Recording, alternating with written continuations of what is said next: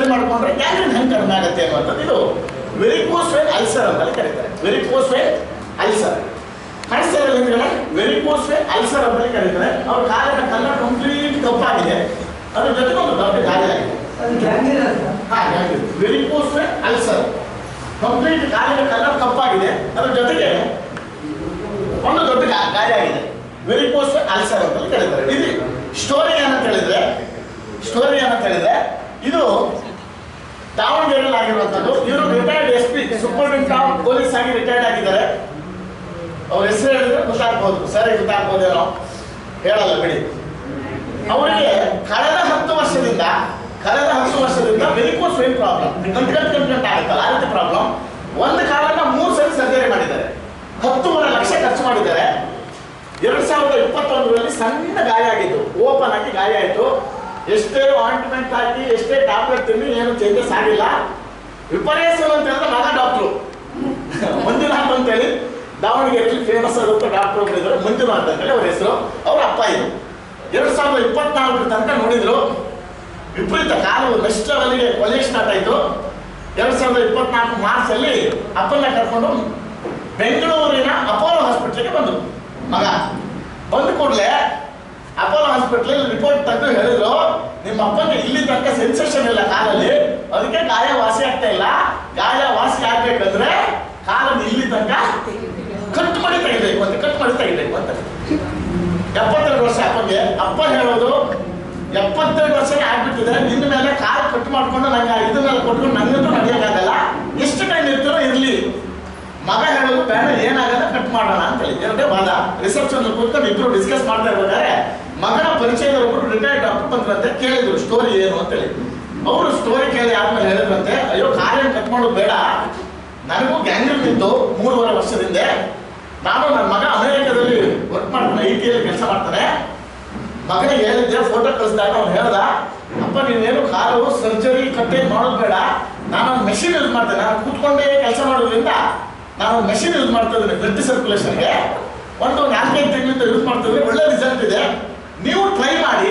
ಆದರೆ ಅದು ಅಮೆರಿಕದಲ್ಲ, ಇಂಡಿಯದ್ದು, ನಾನು ಇಲ್ಲಿ ತಗೊಂಡಿದ್ದೀನಿ, ನೀವು ಟ್ರೈ ಮಾಡಿ ಅಂತ ನಮ್ಮ ಕಂಪನಿ ಮೆಷಿನ್ ಫೋಟೋನ ಅಪ್ಪ ಕಳಿಸಿದ್ದಾರೆ. ಈ ಅಪ್ಪ 3.5 ವರ್ಷದಿಂದ ಎಲ್ಲಿ ತಗೊಂಡಿದ್ದಾರೋ ಗೊತ್ತಿಲ್ಲ, ತಗೊಂಡಿದ್ರು, ಯೂಸ್ ಮಾಡಿದ್ದಾರೆ, ತುಂಬಾ ರಿಸಲ್ಟ್ ಬಂದಿದೆ. ಹೇಳಿದ್ದಾರೆ, ಅಯ್ಯೋ ಕಾಲು ಕಟ್ ಮಾಡೋದು ಬೇಡ, ನೀವು ಒಂದ್ಸರಿ ಟ್ರೈ ಮಾಡಿ ಅಂತೇಳಿ. ಎಲ್ಲಿ ಸಿಗುತ್ತೆ? ಅಯ್ಯೋ ಎಲ್ಲ ಡಿಸ್ಟಿಕ್ ಅಲ್ಲಿ ಅವ್ರ ಬ್ರಾಂಚಿಗೆ ಹೋಗಿ ವಿಸಿಟ್ ಮಾಡಿ. ಆಯ್ತು ಅಂತ ವಾಪಸ್ ಹೋದ್ರು, ದಾವಣಗೆರೆ ಹೋದ್ರು, ದಾವಣಗೆರೆ ಬ್ರಾಂಚ್ ಬಂದು ಥೆರಪಿ ಕೂಡ ಕೇಳಿದ್ರು. ಹೆಂಗಂದ್ರೆ ಓಪನ್ ಗಾಯ ತೊಟ್ಟು ನೀರು ಬರ್ತದೆ, ವಾಸನೆ ಅಂದ್ರೆ ವಾಸನೆ. ನಮ್ಮ ಬ್ರಾಂಚಲ್ಲಿ ಏನು ಹೇಳಿದ್ರು, ತುಂಬಾ ಕ್ರಿಟಿಕಲ್ ಇದೆ, ಥೆರಪಿ ಕೊಡಕ್ಕೆ ಆಗಲ್ಲ ಅಂತೇಳಿ ವಾದ ಮಾಡಿ ನನಗೆ ಕಾಲ್ ಬಂತು. ನಾನು ಫೋಟೋ ಕಳ್ಸಕ್ಕೆ ಅವಾಗ ಕಳಿಸಿದಂತ ಫೋಟೋ ಇದು. ನಾನು ಹೇಳಿದ್ರೆ ತುಂಬಾ ಕ್ರಿಟಿಕಲ್ ಇದೆ, ಈಗ ಥೆರಪಿ ತಗೊಳ್ಳೋದು ಬೇಡ, ಒಂದು ಕೆಲಸ ಮಾಡಿ, 4 ದಿನ ಬಿಟ್ಟು ನನಗೆ ಹುಬ್ಬಳ್ಳಿಯಲ್ಲಿ ಒಂದು ಕಾರ್ಯಕ್ರಮ ಇದೆ, ನಾನು ಬರ್ತಾ ಇದ್ದೀನಿ, ದಾವಣಗೆರೆ ಬಂದಾಗ ನಿಮ್ಗೆ ಕಾಲ್ ಮಾಡ್ತೀನಿ, ಒಂದ್ಸರಿ ನಿಮ್ಮ ಅಪ್ಪನ ಕರ್ಕೊಂಡು ತೋರ್ಸಕ್ಕಾಗತ್ತಾ? ಆಯ್ತು ಓಕೆ ಡನ್ ಅಂತ ಹೇಳಿದ್ರು. 4 ದಿನ ಬಿಟ್ಟು ಹೋಗಿದ್ದೆ, ಬಂದ್ರು. ಹೆಂಗಂದ್ರೆ ನೀವು ಹೇಳಿದ್ರೆ ನಂಬಲ್ಲ, ಅವ್ರ ಹತ್ರ ಬರ್ತಾ ಇದ್ರೆ ದಾರಿಯಲ್ಲಿ ಹೋಗ್ಬೇಕಾದ್ರೆ ಯಾವ್ದಾದ್ರು ಪ್ರಾಣಿ ಸತ್ತು ಒಂದು ವಾರ 10 ದಿನ ಆದ್ರೆ ಯಾವ ರೀತಿ ಸ್ಮೆಲ್ ಬರುತ್ತೆ, ಸೇಮ್ ಸ್ಮೆಲ್, ಸಿಕ್ಕಾಪಟ್ಟೆ ವಿಪರೀತ, ತಡ್ಕೊಳ್ಳೋಕೆ ಆಗಲ್ಲ. ಆಯ್ತು, ಎಲ್ಲ ಡಿಸ್ಕಷನ್ ಆದ್ಮೇಲೆ ನಾನು ಒಂದೇ ಹೇಳಿದೆ, ಸರ್ ಒಂದು ಕೆಲಸ ಮಾಡೋಣ, ಟ್ರೈ ಮಾಡಿದ್ರೆ ಹಾಸ್ಪಿಟಲಲ್ಲಿ ಕಟ್ ಮಾಡ್ಬೇಕಂತ ಹೇಳಿದ್ರೆ, ನಾವು ಟ್ರೈ ಮಾಡೋಣ, 4 ತಿಂಗಳು ಟೈಮ್ ತಗೊಳ್ಳಿ, ದಿನಕ್ಕೆ 3 ಥೆರಪಿ, ಬೆಳಿಗ್ಗೆ ಮಧ್ಯಾಹ್ನ ಸಂಜೆ, 4 ತಿಂಗಳು ಯೂಸ್ ಮಾಡಿ ನೋಡೋಣ. 4 ತಿಂಗಳು ಆದ್ಮೇಲೆ ಏನು ಚೇಂಜಸ್ ಆಗಿಲ್ಲ ಅಂತ ಹೇಳಿದ್ರೆ ಆಮೇಲೆ ಬೇರೆ ಇದಕ್ಕೆ ದಾರಿನೆಲ್ಲ ಕಟ್ ಮಾಡಿಸಿ ಅಂತ ಹೇಳಿದ್ರೆ, ಆಯ್ತು ಓಕೆ ಮೆಷಿನ್ ಕೊಡಿ. ಮೆಷಿನ್ ನಿಮ್ಗಂತೂ ಕೊಡಲ್ಲ, ಡೈಲಿ ನಮ್ಮ ಬ್ರಾಂಚಿಗೆ ಬಂದು 3 ಸರಿ ಥೆರಪಿ ತಗೊಳ್ಬೇಕು, ಬೆಳಿಗ್ಗೆ ಮಧ್ಯಾಹ್ನ ಸಂಜೆ. ಏನಾದರೂ ಚೇಂಜಸ್ ಆಗಿದ್ದು ನಿಮ್ಗೆ ಗೊತ್ತಾದ ಮೇಲೆ ಬೇಕಾದ್ರೆ ತಗೊಳ್ಳಿ ಅಂತ ಹೇಳಿದ್ರೆ, ಮತ್ತೆ ಸುಮ್ಮನೆ ಏನಕ್ಕೆ ಅಂತ. ಆಯ್ತು ಓಕೆ ಅಂತ ಹೇಳಿ ನೆಕ್ಸ್ಟ್ ದಿನದಿಂದ 3 ಸರಿ ಬರೋಕ್ಕೆ ಶುರು ಮಾಡಿದ್ರು, ಬೆಳಗ್ಗೆ ಮಧ್ಯಾಹ್ನ ಸರಿ.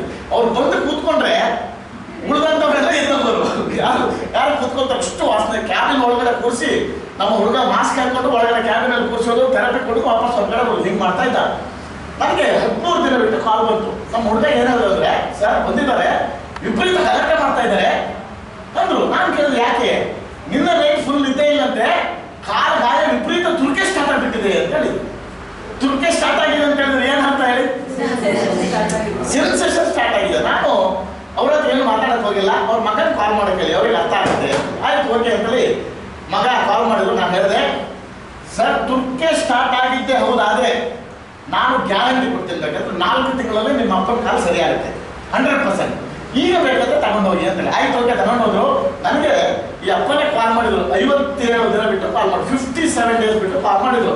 ಏನು ಹೇಳಿದ್ರು ಅಂದ್ರೆ, ಸರ್ ನಾನು 33-34 ದಿನ ಕಂಟಿನ್ಯೂ 3 ಸರಿ ಥೆರಪಿ ತಗೊಂಡೆ. 33-34 ದಿನನೂ ನನ್ನ ಕಾಲಲ್ಲಿ ಒಂದು ಮಿರಾಕಲ್ ಆಯ್ತು.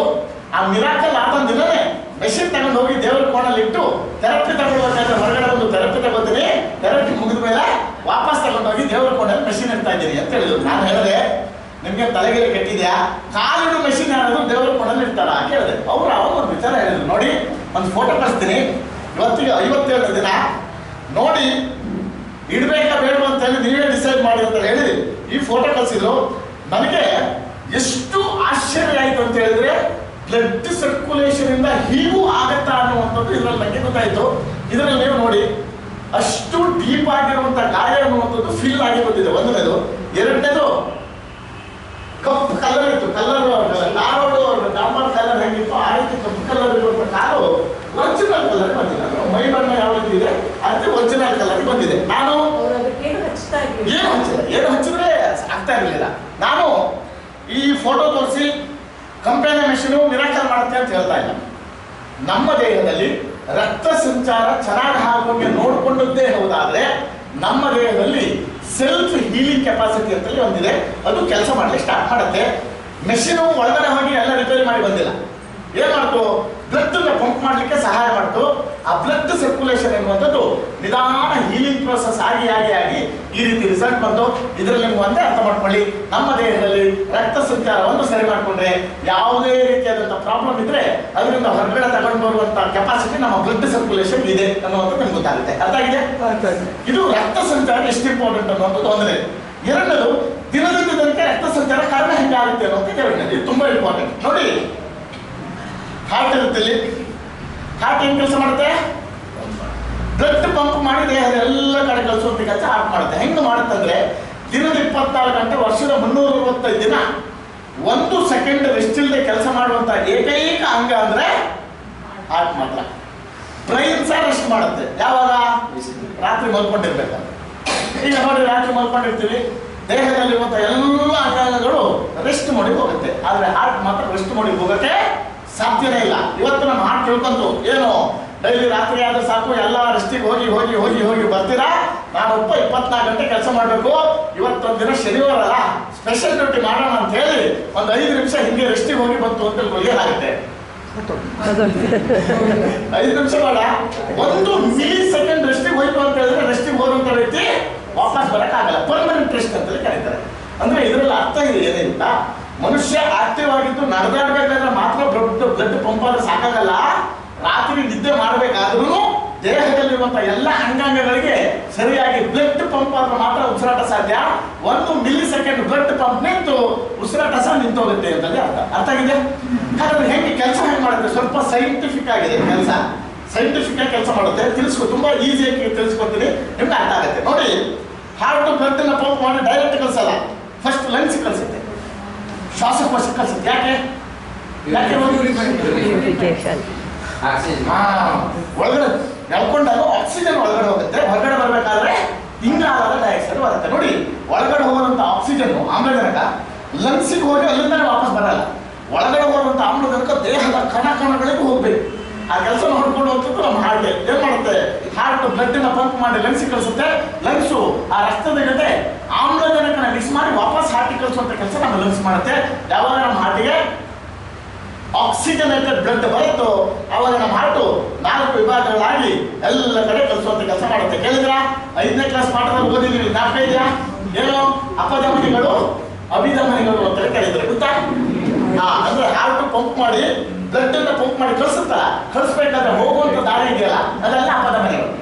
ಎಲ್ಲ ಕಡೆ ಹೋದಂತ ಬ್ಲಡ್ ಅಂದ್ರೆ ಪೋಷಕಾಂಶಗಳನ್ನ ಆಕ್ಸಿಜನ್ ಅನ್ನ ಸಪ್ಲೈ ಮಾಡಿ ಅಲ್ಲಿರುವಂತಹ ಕಲುಷಿತವಾದಂತಹ ಬ್ಲಡ್ ಅನ್ನ ವಾಪಸ್ ಬರುವಂತ ದಾರಿಗೆ ಅಭಿಧಮನಿಗಳು ಅಂತ ಕರೀತಾರೆ. ಇಂಗ್ಲಿಷ್ ಅಲ್ಲಿ ಹೋಗುವಂತ ದಾರಿಗೆ ಆರ್ಟರೀಸ್ ಅಂತಾರೆ, ವಾಪಸ್ ಬರುವಂತ ದಾರಿಗೆ ವೇನ್ಸ್ ಅಂತ ಕರೀತಾರೆ. ವೇನ್ಸ್. ಪ್ರಾಬ್ಲಮ್ ಎಲ್ಲಿಂದ ಶುರುವಾಗುತ್ತೆ ಅಂತ ಹೇಳಿದ್ರೆ ಹೋಗುವಂತ ದಾರಿಯಲ್ಲಿ ಎಲ್ಲೂ ಪ್ರಾಬ್ಲಮ್ ಇಲ್ಲ. ಹೋಗುವಂತ ದಾರಿಯಲ್ಲಿ ಎಲ್ಲೂ ಪ್ರಾಬ್ಲಮ್ ಇಲ್ಲ, ಯಾರಿಗೂ ಪ್ರಾಬ್ಲಮ್ ಇಲ್ಲ. ಹೋಗುವಂತ ದಾರಿ ಫುಲ್ ಕ್ಲಿಯರ್. ಯಾಕೆ? ಒಂದನೇದು ಪಂಪ್ ಮೆಷಿನ್ ಇದೆ, ಎರಡನೇದು ಗ್ರಾವಿಟಿ, ಏನೇ ಬಿಟ್ಟು ಕೆಳಗಡೆ ಹೋಗುತ್ತೆ. ನೋಡಿ, ನಾನು ಏನ್ ಮಾಡ್ತೀನಿ, ಈಗ ಈ ಕೀ ಹಿಡ್ಕೊತೀನಿ, ಕೀ ಹಿಡ್ಕೊಂಡು ಮೇಲ್ಗಡೆಯಿಂದ ಕೆಳಗಡೆ ಬರ್ತೀನಿ, ಕೀ ಈಸಿಯಾಗಿ ಕೆಳಗಡೆ ಹೋಯ್ತು. ಈಗ ಕೆಳಗಡೆ ಹೋದಂಥ ಕೀ ವಾಪಸ್ ಬೇಕು. ನಾ ಕೈ ಈ ರೀತಿ ಮಾಡ್ತಾ ಇವತ್ತು ಒಂದಿನ ಫುಲ್ ನಿಂತರು ಕೀ ವಾಪಸ್ ಬರುತ್ತಾ? ಇವತ್ತು ವಾಪಸ್ ಬರಲ್ಲ. ಕೀ ವಾಪಸ್ ಬರ್ಬೇಕಂತ ಏನ್ ಮಾಡ್ಬೇಕು? ಕೆಳಗಡೆಯಿಂದ ಮೇಲೆ ಏನಾದ್ರು ಪ್ರೆಷರ್ ಹಾಕ್ಬೇಕು. ಅದೇ ರೀತಿಯಾಗಿ ಹಾರ್ಟ್ ಪಂಪ್ ಮಾಡೋದಂತ ಬ್ಲಡ್ ಈಸಿಯಾಗಿ ಕೆಳಗಡೆ ಹೋಗುತ್ತೆ. ಕೆಳಗಡೆ ಹೋದಂತ ರಕ್ತ ರಿವರ್ಸ್ ಬರ್ಬೇಕಂದ್ರೆ ಮನೆಯಲ್ಲಿ ಹೀಗೆ ಕುತ್ಕೊಂಡು ಆಲೋಚನೆ ಮಾಡ್ತಾ ಇದ್ರೆ ವಾಪಸ್ ಬರುತ್ತಾ? ವಾಪಸ್ ಬರಲ್ಲ. ವಾಪಸ್ ಬರ್ಬೇಕಂತ ಹೇಳಿದ್ರೆ ಸಿಂಪಲ್ ಆಗಿ ಒಂದು ಕೆಲಸ ಮಾಡ್ಬೇಕು. ಏನು? ನಡಿಬೇಕಷ್ಟೆ, ಏನೇನಿಲ್ಲ. ಈಗ ಒಂದು ಎರಡು ಹೆಜ್ಜೆ ಹಾಕಿದ್ರೆ ಸಾಕು. ಏನಂದ್ರೆ ಬೇರೆ ಬೇರೆ ಅಂಗಾಂಗಗಳಿಂದ ಬಂದಂತ ಬ್ಲಡ್ ವೆಸಲ್ಸ್ ನರ್ವ್ಸ್ ಎಲ್ಲ ನಮ್ಮ ಕಾಲ್ ಪಾದದಲ್ಲಿ ಲ್ಯಾಂಡ್ ಆಗುತ್ತೆ. ಅದಕ್ಕೆ ಅಕ್ಯುಪ್ರೆಷರ್ ಪಾಯಿಂಟ್ ಅಂತ ಕರೀತಾರೆ. ಆ ಪಾಯಿಂಟ್ ಕೆಲಸ ಏನು ಬೇರೆ ಏನಿಲ್ಲ, ಹೀಗೆ ನಡೆದ್ರೆ ಸಾಕು ನೀವು ಆ ಪಾಯಿಂಟ್ಗಳು ಪ್ರೆಸ್ ಆಗಿ ಬ್ಲಡ್ ನ ರಿವರ್ಸ್ ಸರ್ಕ್ಯುಲೇಷನ್ ಮಾಡುವಂತ ಕೆಲಸ ಆಟೋಮೆಟಿಕ್ ಆಗಿ ಮಾಡ್ಬಿಡುತ್ತೆ. ದೇವರು ಆ ರೀತಿ ಸೃಷ್ಟಿ ಮಾಡಿದ್ದಾರೆ ಕಾರಣ. ಅದಕ್ಕೋಸ್ಕರ ನೀವು ಯಾವುದೇ ಡಾಕ್ಟರ್ನ ಹೋಗಿ ಏನೇ ಕಾಯಿಲೆ ಅಂತ ಹೇಳಿ ಮೊದಲು ಕೊಡುವ ಸಜೆಷನ್ ಏನ್ ಗೊತ್ತಾ? ಬ್ಲಡ್ ಸರ್ಕ್ಯುಲೇಷನ್ ಕಡಿಮೆ ಆಗ್ತಿದೆ, ನಾಳೆ ಮನೆಯಲ್ಲಾದ್ರೂ ಪರವಾಗಿಲ್ಲ ಸ್ವಲ್ಪ ವಾಕ್ ಮಾಡಿ ಇರ್ತಾರೆ ಒಳ್ಳೆ ಡಾಕ್ಟರ್ ಅದ್ರೆ. ಅರ್ಥ ಆಗ್ತಿದ್ಯಾ? ಬ್ಲಡ್ ರಿವರ್ಸ್ ಸರ್ಕ್ಯುಲೇಷನ್ ಮಾಡಲಿಕ್ಕೆ ನ್ಯಾಚುರಲ್ ಆಗಿ ಎರಡು ವಿಧಾನ ಇದೆ. ಒಂದನೇದು ವಾಕಿಂಗ್, 1 ವರ್ಷಕ್ಕಿಂತ ಮೇಲ್ಪಟ್ಟವ್ರು ಯಾರು ಬೇಕಾದ್ರೂ ವಾಕಿಂಗ್ ಅನ್ನ ಮಾಡ್ಬೋದು. ಎರಡನೇ ಮತ್ತೊಂದು ನ್ಯಾಚುರಲ್ ವಿಧಾನ ಇದೆ. ಏನು ಏನಿರ್ಬೋದು? ಕಂಪನಿ ನ್ಯಾಚುರಲ್ ವಿಧಾನ ಆಗ್ಲಿಕ್ಕೆ ಸಾಧ್ಯನೇ ಇಲ್ಲ. ಇದೆಲ್ಲ ಸೋಮಾರಿಗಳಾಗಿ ರೆಡಿ ಮಾಡ್ಕೊಂಡಿರೋದು. ಇದು ನ್ಯಾಚುರಲ್ ವಿಧಾನ ಅಲ್ಲ, ನಾವೆಲ್ಲ ಸೋಮಾರಿಗಳಾಗಿ ರೆಡಿ ಮಾಡ್ಕೊಂಡಿರೋದು. ನ್ಯಾಚುರಲ್ ಮತ್ತೊಂದು ವಿಧಾನ ಏನಂತ ಹೇಳಿದ್ರೆ ಯೋಗಾಸನ. ಹಲವಷ್ಟು ಭಂಗಿಗಳ ಮೂಲಕ ಆಸನಗಳನ್ನು ಮಾಡಿ ಅದರಲ್ಲಿ ಒಂದು ಆಸನ ಇದೆ ಕೇಳಿದ್ರ, ಶೀರ್ಷಾಸನ. ತಲೆ ಕೆಳಗೆ ಕಾಲ್ ಮೇಲೆ ಮಾಡಿ ನಿಂತ್ಕೊಳ್ಳುವಂತ ಆಸನಗಳನ್ನ ಯಾಕೆ ರೆಡಿ ಮಾಡಿದ್ದಾರೆ ಅಂತ ಹೇಳಿದ್ರೆ ಹಲವಷ್ಟು ಭಂಗಿಗಳ ಮೂಲಕ ಬ್ಲಡ್ ನ ಪಂಪ್ ಮಾಡಿ ತಲೆ ಕೆಳಗೆ ಕಾಲ್ ಮೇಲೆ ಮಾಡಿ ನಿಂತ್ಕೊಂಡಾಗ ರಿವರ್ಸ್ ಸರ್ಕ್ಯುಲೇಷನ್ ಸರಿಯಾದ ಪ್ರಮಾಣದಲ್ಲಿ ಆಗಲಿ ಅನ್ನುವಂಥ ಉದ್ದೇಶದಿಂದ ಆಸನಗಳನ್ನ ಯಾವಾಗೋ ಕಂಡುಬಿಟ್ಟಿದ್ದಾರೆ.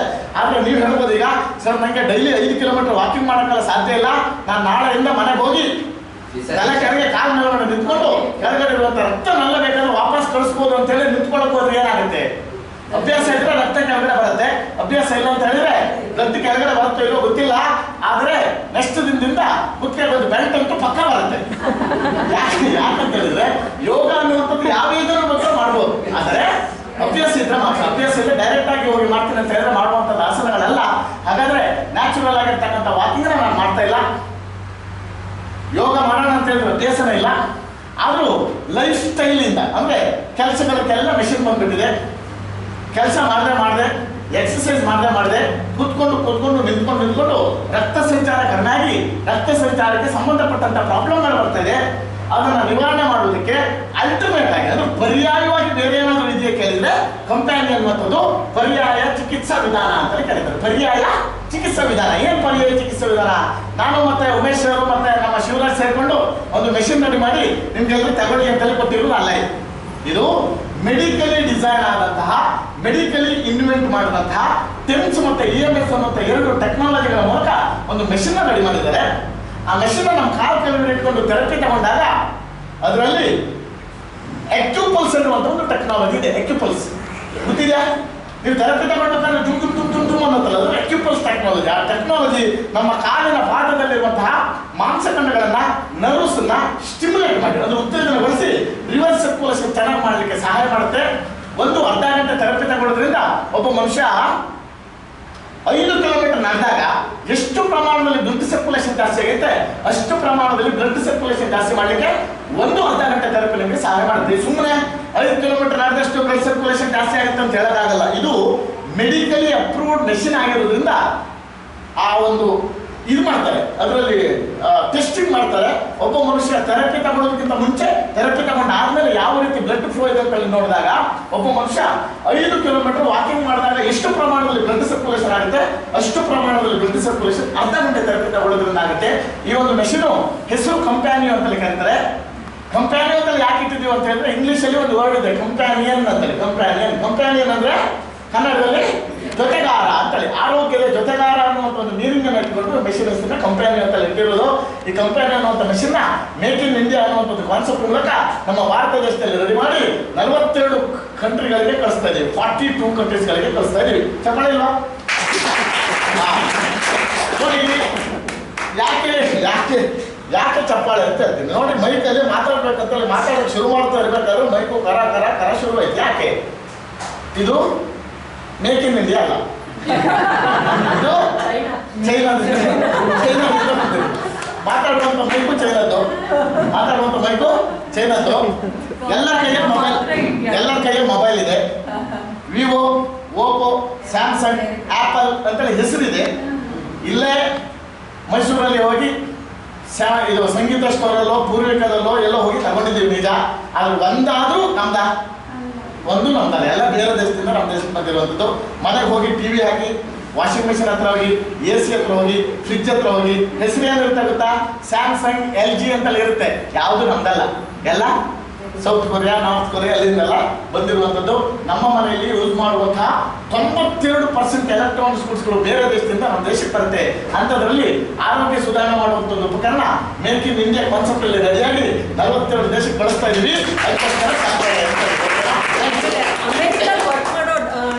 ಡಾಕ್ಟರ್ಸ್ ಎಲ್ಲ ಇಂಡಿಯನ್ಸ್, ಮ್ಯಾಕ್ಸಿಮಮ್ ಇಂಡಿಯನ್ಸ್. ಮೂರನೇ ತುಂಬಾ ಇಂಪಾರ್ಟೆಂಟ್ ಬಂದಿದೆ. ಏನು? ಬ್ಲಡ್ ಸರ್ಕ್ಯುಲೇಷನ್ ಕಡಿಮೆ ಆಗೋದಕ್ಕೂ ಏನಾದ್ರು ಕಾಯಿಲೆ ಬರೋದಕ್ಕೂ ಲಿಂಕ್ ಇದೆಯಾ ಅನ್ನೋದು ಮೂರನೇ. ಲಿಂಕ್ ಇರ್ಬೋದಾ? ಯಾವುದೇ ಡಾಕ್ಟರ್ನ ಕೇಳಿ ಏನೇ ಕಾಯಿಲೆ ಬರ್ತಾ ಇದೆ ಅಂತ ಹೇಳಿದ್ರೆ ಅದಕ್ಕೆ ಮೂಲ ಕಾರಣ ಸರಿಯಾದ ಪ್ರಮಾಣದಲ್ಲಿ ರಕ್ತ ಸಂಚಾರ ಆಗದೇ ಇರುವುದೇ ಆಗಿರುತ್ತೆ.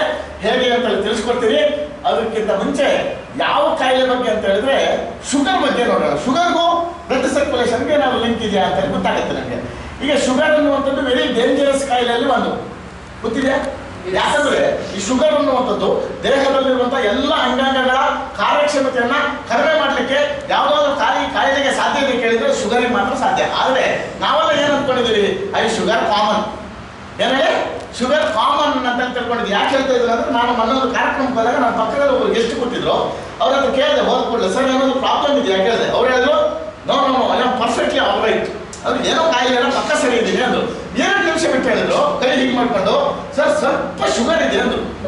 ಎಷ್ಟಿದೆ? ಸ್ವಲ್ಪ ಶುಗರ್ ಇದೆ. ನಾನು ಕೇಳಿದೆ, ಟ್ಯಾಬ್ಲೆಟ್ ಎಲ್ಲರೂ ತಿಂತಾ ಇದ್ದೀರಾ? ಅವ್ರು ಹೇಳ್ತಾರೆ, ಸರ್ ಟ್ಯಾಬ್ಲೆಟ್ ಅಲ್ಲ, morning 30 unit, evening 30 unit insulin injection ತಗೋತಾ ಇದ್ದೀನಿ ಅಂದ್ರು.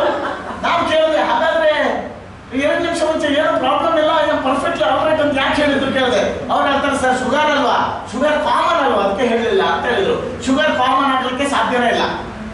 ಯಾಕಂದ್ರೆ ನೋಡಿ, ಈಗ ಇಲ್ಲೊಂದು 50 ಜನ ಕೂತಿದ್ದೀರಾ. ನಾ ಕೇಳ್ತೀನಿ, 50 ಜನರಲ್ಲಿ ಎಷ್ಟು ಜನರಿಗೆ ಶುಗರ್ ಇದೆ ಕೈ ಎತ್ತಿ ಅಂತ. ಎಷ್ಟು ಜನರಿಗೆ ನೋಡೋಣ?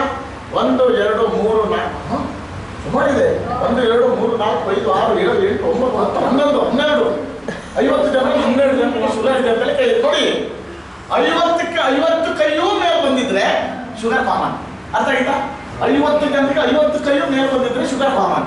12 ಕೈ ಬಂದಿದೆ ಅಂತ ಹೇಳಿದ್ರೆ ಶುಗರ್ ಕಾಮನ್ ಅಲ್ಲ, ಅವ್ರ ಪ್ರಾಬ್ಲಮ್ ಇಂದ ಬಂದಿಲ್ಲ. ಯಾಕೆ ಕೈ ಎತ್ತಿದ್ದಾರೆ? ಅವರ ಸಿಸ್ಟಮ್ ಅಲ್ಲಿ ಏನೋ ಪ್ರಾಬ್ಲಮ್ ಇಂದ ಅವ್ರಿಗೆ ಶುಗರ್ ಬಂದಿದೆ ಅಂತ ಅರ್ಥ. ಹಾಗಾದ್ರೆ ಶುಗರ್ ಹೆಂಗ್ ಬರುತ್ತೆ ಅಂತ ತಿಳ್ಕೊಳ್ಳೋಣ. ಕೆಲವು ಹೇಳ್ತಾರೆ ಸಕ್ಕರೆ ತಿನ್ಬೇಡ ಶುಗರ್ ಬರುತ್ತೆ, ಸ್ವೀಟ್ ತಿನ್ಬೇಡ ಶುಗರ್ ಕಾಯಿಲೆ ಬರುತ್ತೆ ಅಂತಾರೆ. ಸ್ವೀಟ್ ತಿನ್ನೋದ್ರಿಂದ, ಸಕ್ಕರೆ ತಿನ್ನೋದ್ರಿಂದ ಶುಗರ್ ಕಾಯಿಲೆ ಬರುತ್ತಾ? ನೋ. ಆದರೆ ಶುಗರ್ ಕಾಯಿಲೆ ಬಂದ ಮೇಲೆ ಸ್ವೀಟ್ ಇಂದ ಸಕ್ಕರೆನ ತಿನ್ನಂಗಿಲ್ಲ, ಕಡಿಮೆ ಅಲ್ಲ ತಿನ್ನಂಗಿಲ್ಲ. ಅರ್ಥ ಆಗಿದೆ? ಹಾಗಾದ್ರೆ ಶುಗರ್ ಬರ್ಲಿಕ್ಕೆ ಕಾರಣ ಏನು? ತುಂಬಾ ಸಿಂಪಲ್ ನೋಡಿ. ಇಲ್ಲಿ ಪ್ಯಾಂಕ್ರಿಯಾಸ್ ಅನ್ನೋದೊಂದು ಆರ್ಗನ್ ಇರುತ್ತೆ. ಪ್ಯಾಂಕ್ರಿಯಾಸ್ ಹೇಳಿದ್ರ ಕನ್ನಡದಲ್ಲಿ ಮೇದೋಜೀರಕ ಗ್ರಂಥಿ ಅಂತ ಹೇಳ್ತಾರೆ. ಅದ್ರ ಕೆಲಸ ಏನು ಗೊತ್ತಾ? ಇನ್ಸುಲಿನ್ ಅನ್ನುವಂಥ ಹಾರ್ಮೋನ್ ಪ್ರೊಡಕ್ಷನ್ ಮಾಡುವಂಥದ್ದು ನಮ್ಮ ಪ್ಯಾಂಕ್ರಿಯಾಸ್ ಕೆಲಸ. ಇನ್ಸುಲಿನ್ ಏನ್ ಮಾಡುತ್ತಂದ್ರೆ, ನಾವು ಅಂದ್ರೆ ಒಟ್ರಾಶಿ ತಿಂತೀವಿ. ಆಹಾರ ತಿನ್ನುವುದಕ್ಕಿಂತ ಮುಂಚೆ ಅಳತೆ ಮಾಡಿ ತಿನ್ನೋದು ಬೇಡ. ಯಾಕೆ? ಒಳಗಡೆ ಇನ್ಸುಲಿನ್ ಪ್ರೊಡಕ್ಷನ್ಗೆ ದೇವರು ರೆಡಿ ಮಾಡಿಟ್ಟಿದ್ದಾರೆ. ನಾವು ತಿನ್ನಂತ ಆಹಾರ ಪದಾರ್ಥಗಳಲ್ಲಿರುವಂತಹ ಗ್ಲೂಕೋಸ್ ಮತ್ತು ನ್ಯೂಟ್ರಿಷನ್ಸ್ಗಳನ್ನ ನಮ್ಮ ದೇಹದಲ್ಲಿರುವಂತಹ ರಕ್ತದ ಕಣಗಳಿಗೆ ಎನರ್ಜಿಯಾಗಿ ಕನ್ವರ್ಟ್ ಮಾಡಿ ಎಷ್ಟು ಬೇಕು ಅಷ್ಟನ್ನ ಮೇಂಟೈನ್ ಮಾಡಿ ಸ್ವಲ್ಪ ಎಲ್ಲ ಎಕ್ಸೆಸ್ ಏನಾದ್ರು ಬಂದ್ರೆ ಅದನ್ನು ಹೊರಗಡೆ ಕಳಿಸುವಂತ ಸಿಸ್ಟಮ್ ಅನ್ನ ನೋಡ್ಕೊಳ್ಳುವಂಥದ್ದು ನಮ್ಮ ದೇಹದಲ್ಲಿ ಉತ್ಪತ್ತಿಯಾಗುವಂತ ಇನ್ಸುಲಿನ್ ಕೆಲಸ. ಅರ್ಥ ಆಯ್ತಾ? ತುಂಬಾ ಸಿಂಪಲ್ ಆಗಿ ಹೇಳಿ, ಪ್ಯಾಂಕ್ರಿಯಾಸ್ ಇರುತ್ತೆ, ಪ್ಯಾಂಕ್ರಿಯಾಸ್ ಇನ್ಸುಲಿನ್ ಪ್ರೊಡ್ಯೂಸ್ ಮಾಡುತ್ತೆ. ಇನ್ಸುಲಿನ್ ಏನ್ ಮಾಡುತ್ತೆ? ನಾವು ತಿನ್ನಂತ ಆಹಾರದಲ್ಲಿರುವಂತಹ ಗ್ಲೂಕೋಸ್ ಮತ್ತು ನ್ಯೂಟ್ರಿಷನ್ ಕಂಟ್ರೋಲ್ ಮಾಡುವಂತ ಕೆಲಸ ಅದು ನೋಡ್ಕೊಳ್ಳುತ್ತೆ. ಅರ್ಥ ಆಗಿದೆ? ಈಗ ಪ್ರಾಬ್ಲಮ್ ಏನಾಗುತ್ತೆ ಅಂದ್ರೆ, ಈ ಪ್ಯಾಂಕ್ರಿಯಾಸ್ಗೆ ಕನೆಕ್ಟ್ ಆಗಿರ್ತಕ್ಕಂಥ ರಕ್ತದ ನಾಳದ ಮೇಲೆ ಪ್ರೆಷರ್ ಬರೋಕ್ಕೆ ಶುರುವಾಗುತ್ತೆ. ಹಲವಷ್ಟು ಕಾರಣಗಳಿಂದ. ಸ್ವಲ್ಪ ವೇಟ್ ಜಾಸ್ತಿ ಆದ್ರೆ ಸಾಕು, ಪ್ರೆಷರ್ ಜಾಸ್ತಿ ಆದ್ರೆ ಸಾಕು. ಮೊದಲು ಎಫೆಕ್ಟ್ ಆಗುವಂತ ಆರ್ಗನ್ ಅಂತ ಇದ್ರೆ ಪ್ಯಾಂಕ್ರಿಯಾಸ್. ಯಾಕೆ? ಹೊಟ್ಟೆಯ ಕೆಳಭಾಗದಲ್ಲಿರೋದ್ರಿಂದ ಅದಕ್ಕೆ ಪ್ರೆಷರ್ ಜಾಸ್ತಿ. ಅರ್ಥ ಆಗ್ತಿದೆಯಲ್ಲ? ಆ ಬ್ಲಡ್ ವೆಸಲ್ಸ್ ಮೇಲೆ ಪ್ರೆಷರ್ ಬಂದಾಗ ಸರಿಯಾದ ಪ್ರಮಾಣದಲ್ಲಿ ರಕ್ತ ಸಂಚಾರ ಅನ್ನುವಂಥದ್ದು ನಮ್ಮ ಪ್ಯಾಂಕ್ರಿಯಾಸ್ಗೆ ಆಗದೇ ಇದ್ದಾಗ ಇನ್ಸುಲಿನ್ ಪ್ರೊಡಕ್ಷನ್ ನಿಧಾನ ಕಡಿಮೆ ಆಗಲಿಕ್ಕೆ ಶುರುವಾಗುತ್ತೆ. ಇನ್ಸುಲಿನ್ ಪ್ರೊಡಕ್ಷನ್ ಕಡಿಮೆ ಆಗಿದೆ, ಆದರೆ ತಿನ್ನೋದನ್ನ ಕಡಿಮೆ ಮಾಡಿದೀವಾ? ಅಷ್ಟೇ ತಿಂತಾ ಇದೀವಿ. ಒಳಗಡೆ ಹೋದಂತಹ ಫುಡ್ ಅಲ್ಲಿರುವಂತಹ ಗ್ಲೂಕೋಸ್ ನ್ಯೂಟ್ರಿಷನ್ ಕಂಟ್ರೋಲ್ ಮಾಡಲಿಕ್ಕೆ ಇನ್ಸುಲಿನ್ ಸಾಕಾಗ್ತಾ ಇಲ್ಲ. ಆವಾಗ ರಕ್ತದಲ್ಲಿರ್ತಕ್ಕಂಥ ಗ್ಲೂಕೋಸ್ ಪ್ರಮಾಣ ನಿಧಾನ ಜಾಸ್ತಿ ಆಗ್ಲಿಕ್ಕೆ ಶುರು. ಜಾಸ್ತಿ ಆದ್ರೆ ಸುಮ್ಮನೆ ಬಿಡಲ್ಲ ಇದು. ಜಾಸ್ತಿ ಆದ್ರೆ ಸುಮ್ಮನೆ ಬಿಡುವುದಾಗಿದ್ರೆ ಇರ್ಲಿ ಬಿಡುವಂತಲೇ ಬಿಡ್ಬೋದಿತ್ತು. ಅದು ಸೈಡ್ ಎಫೆಕ್ಟ್ಗಳನ್ನ ಕೊಡ್ಲಿಕ್ಕೆ ಶುರು ಮಾಡುತ್ತೆ. ಡಯಾಬಿಟಿಕ್ ಬಾರ್ಡರ್ ದಾಟಿದ್ರೆ ಏನೆಲ್ಲ ಆಗುತ್ತೆ ಗೊತ್ತಾ? ಏನಾಗುತ್ತೆ? 5 ನಿಮಿಷ ಊಟ ಲೇಟ್ ಆದ್ರೆ ಕೈ ಗಡ ಗಡ ಗಡ ಗಡ ನಡ್ತಾ ಇದೆ ಅಂತ ಹೇಳಿದ್ರೆ ಅವರಿಗೆ ಡಯಾಬಿಟಿಕ್ ಬಾರ್ಡರ್ ದಾಟಿದೆ ಅಂತಲೇ ಅರ್ಥ. ಒಂದೇದು ಶೇಕ್ ಆಗುತ್ತೆ. ಎರಡನೇದು ಟಕ್ಕಂತ ಎದ್ದು ನಿಂತ್ಕೊಂಡು ಕೂದಲೇ ತಲೆ ಚಕ್ರ ಬರ್ತಾ ಇದೆ ಅಂತ ಹೇಳಿದ್ರೆ ಡಯಾಬಿಟಿಕ್ ಅಲ್ಲಿ ವೇರಿಯೇಷನ್ ಇದೆ ಅಂತ ಹೇಳ್ತಾರೆ. ಪದೇ ಪದೇ ಹಸಿವು ಆಗ್ತಾ ಇದೆ, ಊಟ ಮಾಡ್ತೀನಿ, ಊಟ ಮಾಡಿ ಅರ್ಧ ಗಂಟೆ ಬಿಟ್ಟು ಒಂಥರ ಹಸಿವು ತರ ಫೀಲ್ ಆಗ್ತದೆ ಅಂತ ಹೇಳಿದ್ರೆ ಡಯಾಬಿಟಿಕ್ ಅಲ್ಲಿ ಇಶ್ಯೂಸ್ ಇದೆ ಅಂತ ಅರ್ಥ. ಪದೇ ಪದೇ ಯೂರಿನ್ ಪಾಸ್ ಮಾಡಕ್ಕೆ ಹೋಗ್ತಾ ಇರಬೇಕು, ಯೂರಿನ್ ಪಾಸ್ ಮಾಡಿ ಬಂದ ಮೇಲೆ ಮತ್ತು ಬರ್ತಾ ಇದೆ ಆ ರೀತಿ ಫೀಲ್ ಆಗ್ತಿದೆ ಅಂತ ಹೇಳಿದ್ರೆ ಡಯಾಬಿಟಿಕ್ ಅಲ್ಲಿ ಇಶ್ಯೂಸ್. ಹಲವಷ್ಟು ಸೈಡ್ ಎಫೆಕ್ಟ್ಗಳನ್ನ ಕೊಡ್ಲಿಕ್ಕೆ ಶುರು ಮಾಡುತ್ತೆ. ಹಂಗಾಗಿ ಶುರು ಆದ್ಮೇಲೆ ನಾವು ಡಾಕ್ಟರ್ ಹತ್ರ ಹೋಗ್ತೀವಿ. ಡಾಕ್ಟ್ರು ಚೆಕ್ ಮಾಡಿ ಹೇಳ್ತಾರೆ ಡಯಾಬಿಟಿಕ್ ಬಾರ್ಡರ್ ದಾಟಿದೆ, ಟೆನ್ಷನ್ ತಗೋಬೇಡಿ, ನಾಳೆಯಿಂದ 2 ಟ್ಯಾಬ್ಲೆಟ್, ಬೆಳಿಗ್ಗೆ 1 ರಾತ್ರಿ 1. ಎಷ್ಟು ದಿನ? ಮತ್ತೊಂದು ವಿಷಯ ಗೊತ್ತಾ ನಿಮಗೆ? ಡೋಸೇಜ್ ಮತ್ತೆ ಜಾಸ್ತಿ ಹೋಗ್ತಾ ಈ ಡಯಾಬಿಟಿಕ್ ಶುರು ಆದ ಕೂಡಲೇ ಟ್ಯಾಬ್ಲೆಟ್ ಅನ್ನ ಲೈಫ್ ಲಾಂಗ್ ತಗೊಳ್ಳುವಂತ ಅವಶ್ಯಕತೆ ಇಲ್ಲ. ಗೊತ್ತಿದೆಯಾ ಯಾಕೆ? ಎಕ್ಸಾಂಪಲ್ ಇದೆ ಹೇಳ್ತೀನಿ. ಈ ಸ್ಟಾರ್ಟಿಂಗ್ ಅಲ್ಲಿ ಕೊಡ್ತಾರಲ್ಲ ಅದು ಇನ್ಸುಲಿನ್ ಟ್ಯಾಬ್ಲೆಟ್ ಅಲ್ಲ. ನಾವೆಲ್ಲ ಈಗ ಅಂಗಡಿಯಲ್ಲಿ ಹೋಗಿ ಟ್ಯಾಬ್ಲೆಟ್, ಡಯಾಬಿಟಿಕ್ ಟ್ಯಾಬ್ಲೆಟ್ ಕೊಡಿ ಅಂತ ಕೊಡ್ತಾರೆ. ಆಮೇಲೆ ಇನ್ಸುಲಿನ್ ಇಲ್ವಂತಲ್ಲ, ಇನ್ಸುಲಿನ್ ಅಂತಲೇ ತಿಂತೀವಿ. ಆದ್ರೆ ಸ್ಟಾರ್ಟಿಂಗ್ ಅಲ್ಲಿ ಕೊಡುವಂಥದ್ದು ಇನ್ಸುಲಿನ್ ಟ್ಯಾಬ್ಲೆಟ್ ಅಲ್ಲ. ಆದ್ರೆ ಏನ್ ಕೆಲಸ ಮಾಡುತ್ತಂದ್ರೆ ಒಳಗಡೆ ಹೋಗಿ ಸರ್ಕ್ಯುಲೇಟರ್ ಸಿಸ್ಟಮ್ ಮೂಲಕ ಒಳಗಡೆ ಹೋಗಿ ಪ್ಯಾಂಕ್ರಿಯಾಸ್ ಕೆಲಸ ಮಾಡಿದ್ರೆ ಹಂಗೆ ತಟಸ್ಥವಾಗಿ ನಿಂತಿದೆಯಲ್ಲ ಅದನ್ನ ಸ್ಟಿಮ್ಯುಲೇಟ್ ಮಾಡಿ ಇನ್ಸುಲಿನ್ ನ ಪ್ರೊಡಕ್ಷನ್ ಮಾಡಲಿಕ್ಕೆ ಪ್ರಚೋದನೆ ಮಾಡುತ್ತೆ. ಅರ್ಥ ಆಗಿದೆಯಾ? ಅಂದ್ರೆ ಕರೆಂಟ್ ಇಲ್ಲ, ಹೋಗ್ಬಿಟ್ಟಿದೆ, UPS ಹಾಕ್ಬಿಟ್ವಿ. UPS ಅಲ್ಲಿ ಬ್ಯಾಟ್ರಿ ಇದೆ, ಬ್ಯಾಟ್ರಿ ಫುಲ್ ಆಗುತ್ತೆ, UPS ಇಂದ ಕರೆಂಟ್ ಬರುತ್ತೆ. ಬಲ್ಬ್ ಚೇಂಜ್ ಮಾಡಿಲ್ಲ, ಲೈನ್ ಚೇಂಜ್ ಮಾಡಿಲ್ಲ, ಕರೆಂಟ್ ಮಾತ್ರ ಇಲ್ಲ ಅಷ್ಟೇ. ಅದೇ ರೀತಿಯಾಗಿ ಎಲ್ಲ ಕನೆಕ್ಷನ್ ಎಲ್ಲ ಸರಿ ಇದೆ, ಆದ್ರೆ ಸರಿಯಾದ ಪ್ರಮಾಣದಲ್ಲಿ ಸರ್ಕ್ಯುಲೇಷನ್ ಅಲ್ಲಿ ಕೆಲಸ ನಿಂತಿದೆ. ಸ್ಟಿಮ್ಯುಲೇಟ್ ಟ್ಯಾಬ್ಲೆಟ್ ಹಾಕಿ ಮಾಡಿ ಅಂತ ಅರ್ಥ ಆಗ್ತಿದ್ಯಾ? ನೀವು ಹೇಗೆ ಚಾಲೆಂಜ್ ಮಾಡಿ ನೋಡಿ. ಯಾರಿಗಾದ್ರೂ ಡಯಾಬಿಟಿಕ್ ಬಾರ್ಡರ್ ದಾಟಿದ್ರೆ ಒಂದು 4 ತಿಂಗಳು ಟ್ರೈ ಮಾಡಿ. ಡೈಲಿ 4 ರಿಂದ 5 ಕಿಲೋಮೀಟರ್ ವಾಕಿಂಗ್ ಮಾಡಬೇಕು, ಸಂಜೆ 7 ಗಂಟೆ ಒಳಗಡೆ ಊಟ ಮುಗಿಸ್ಬೇಕು, ಡೈಲಿ 3 ಲೀಟರ್ ನೀರು ಕುಡಿಬೇಕು. 4 ತಿಂಗಳು ಮಾಡಿ ನೋಡಿ. ಡಯಾಬಿಟಿಕ್ ಕಂಟ್ರೋಲ್ ಆಗಿಲ್ಲ ಅಂತ ಹೇಳಿದ್ರೆ ಆಮೇಲೆ ಹೇಳಿ. ಅದ್ರ ಇಶ್ಯೂಸ್ ಏನಾಗುತ್ತಂದ್ರೆ ಟ್ಯಾಬ್ಲೆಟ್ ತಿಂತೀವಾ, ತಿಂದು ತಿಂದು ತಿಂದು ತಿಂದು ಅದರಲ್ಲಿ ಹಾಕಿರ್ತಕ್ಕಂಥ ಕೆಮಿಕಲ್ ಕಂಟೆಂಟ್ಸ್ಗಳು ಕಂಟಿನ್ಯೂ ಒಂದು 6 ತಿಂಗಳು ತಿಂದು ಅಂತ ತಿಳ್ಕೊಳ್ಳಿ. ಅದಾದ್ಮೇಲೆ ಒಳಗಡೆ ಹೋಗಿ ದಿನ ದಿನ ದಿನ ದಿನ ಪ್ಯಾಂಕ್ರಿಯಾಸಿನ ಕೆಪಾಸಿಟಿನ ಕಡಿಮೆ ಮಾಡಿ ಮಾಡಿ ಮಾಡಿ ಒರಿಜಿನಲ್ ಆಗಿ ಇನ್ಸುಲಿನ್ ಪ್ರೊಡಕ್ಷನ್ ಕೆಪಾಸಿಟಿನೇ ಕಡಿಮೆ ಮಾಡಿಬಿಡುತ್ತೆ. ಆವಾಗ ಲೈಫ್ ಲಾಂಗ್ ತಗೋಬೇಕು. ಅದಕ್ಕೆ ಅರ್ಥ ಆಗ್ತಿದೆಯಾ? ಯಾವಾಗ ಇನ್ಸುಲಿನ್ ಕೊಡ್ತಾರಂದ್ರೆ ಇನ್ನು ಮೇಲೆ ನಿಮಗೆ ಟ್ಯಾಬ್ಲೆಟ್ ಆಗಲ್ಲ, ಇಂಜೆಕ್ಷನ್ ತಗೊಳ್ಳಿ ಅಂತ ಲಿಕ್ವಿಡ್, ಅದು ಇನ್ಸುಲಿನ್. ಅರ್ಥ ಆಗಿದೆಯಾ? ಇನ್ಸುಲಿನ್ ಲಿಕ್ವಿಡ್ ಅಲ್ಲಿ ತಗೊಳ್ಳೋ ತನಕ ಒಳಗಡೆ ಕೆಪಾಸಿಟಿ ಇದೆ. ಆಕ್ಟಿವಿಟಿ ಮಾಡಿದ್ರೆ ರೀಗೇನ್ ಆಗುವಂತ ಚಾನ್ಸಸ್ ಜಾಸ್ತಿ ಇರುತ್ತೆ ಅಂತ ಅರ್ಥ. ಅರ್ಥ ಆಗಿದೆ? ಹಾಗಾದ್ರೆ ನಿನ್ನೆ ನನಗೆ ಇವ್ರು ಕಳಿಸಿದ್ರು ಒಂದು ರಿಪೋರ್ಟ್, ಯಾರೋ ನಮ್ಮ ಶಿವರಾಜ್ ಅವರು. ಏನಾದ್ರು ಅಂದ್ರೆ ಹೇಳಿದ್ರು ಅದೇ 370 ಇತ್ತು, 372 ಇತ್ತು ಸರ್ ಡಯಾಬಿಟಿಕ್. ನಂಗೆ ಥೆರಪಿಗೆ 8 ದಿನನೋ 6 ದಿನ ಬಂದ್ಬಿಟ್ಟು ನಿನ್ನೆ ಹೋಗಿ ಟೆಸ್ಟ್ ಮಾಡಿ ನೋಡಿದ್ರೆ 170 ಬಂದಿದೆ ಸರ್. ಡಾಕ್ಟರ್ ಕೇಳ್ತಾ ಇದ್ದಾರೆ ಏನ್ ಮಾಡಿದ್ರಿ ಅಂತ ಕೇಳ್ತಾ ಇದ್ದಾರೆ. ಯಾಕಂದ್ರೆ 10 ವರ್ಷದಿಂದ ನಾನು ಡಯಾಬಿಟಿಕ್ ಇದೆ, ಚೇಂಜಸ್ ಇಲ್ಲ.